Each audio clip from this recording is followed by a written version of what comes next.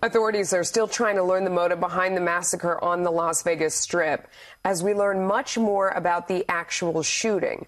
Footage from police body cameras now revealing new information on the horrific event. The video showing the chaos on the ground as automatic gunfire just rained down on the crowd. You'll see that the officers were dealing with some uncooperative citizens at times, but at all times they were trying to locate the source of the gunfire as well as evacuate those citizens that were in the line of fire. So joining me now is Jeff Miller. He is Senior Vice President at MSA Security. Thank you so much for joining us. What jumps out at you from that video? Well, obviously law enforcement was dealing with a very difficult set of circumstances in darkness, not knowing where those shots were coming from initially. So it was a difficult situation. I think their actions may have saved lives, and obviously the actions of some of the victims definitely preserved lives.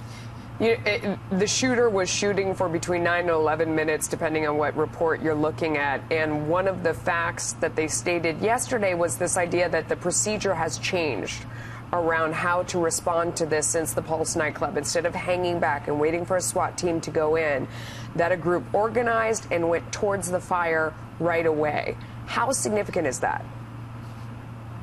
Well, law enforcement is trained differently now than they were before these active shooter situations began to occur. I think in this case, the difficulty was identifying exactly where the fire was coming from, and as soon as they did understand where it was coming from, the SWAT team went forward. Obviously, this is an individual with multiple weapons at his disposal, but you make the point, and the point is well taken, that law enforcement is now trained to go towards the source of fire and neutralize it as quickly as possible to save lives. There are so many things now in these crowded situations that police have to look out for.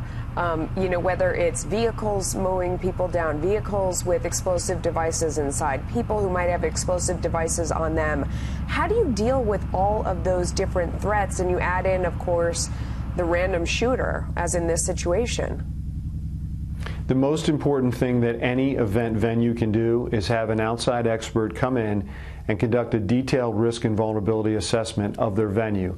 That way, they'll be able to put forward comprehensive recommendations to secure the venue. That way you have a plan, a template of sorts to apply across all of your events. And so you'll look at all the areas of risk that could affect a facility, and you'll put plans in place to mitigate that risk. Yeah, it's a lot to look out for. Jeff Miller, thank you for your expertise today, sir.